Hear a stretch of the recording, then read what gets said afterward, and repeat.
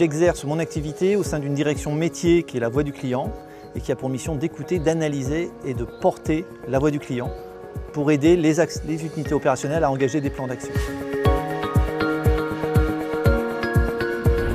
Premier contact extrêmement positif et très constructif. C'était en 2014, donc on est sur le marché entreprise d'Orange France. Et donc on a eu le grand plaisir de rencontrer Séverine et Guillaume qui ont pu nous accompagner sur l'analyse de l'expression client de nos verbatims afin de porter la voix du client dans nos organisations.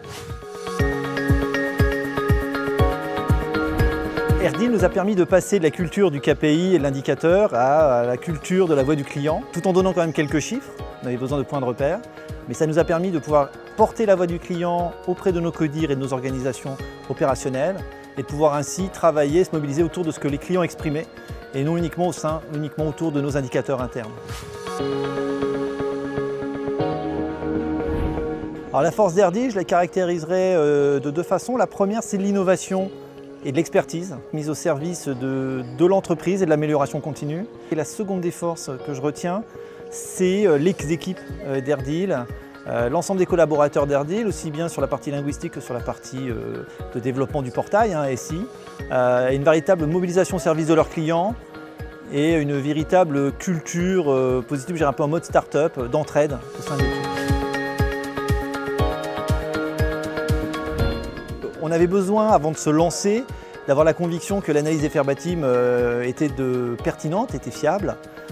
Et pour ce faire, on s'est organisé à quelques-uns à lire des verbatims, à les qualifier à la main, tous certains de détenir la vérité. Et puis quand on a dû se réunir et consolider nos résultats et nos analyses, on s'est aperçu que chacun avait une perception différente, qui pouvait évoluer dans le temps, ou bien selon les personnalités. Et on s'est aperçu que finalement, le seul point commun qui faisait une unanimité qui nous rassemblait, c'était bien une analyse au travers d'un outil rigoureux comme Erdil, ce qui a permis d'emporter une adhésion très large autour de cet outil.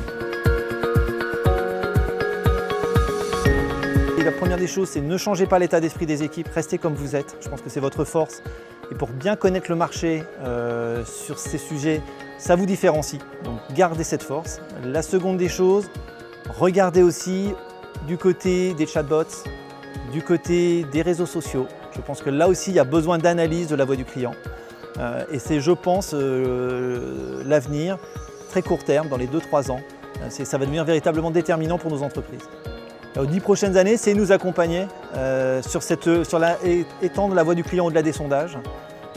Donc il y a un vrai champ d'investigation à occuper sur l'analyse de la voix des clients et des collaborateurs.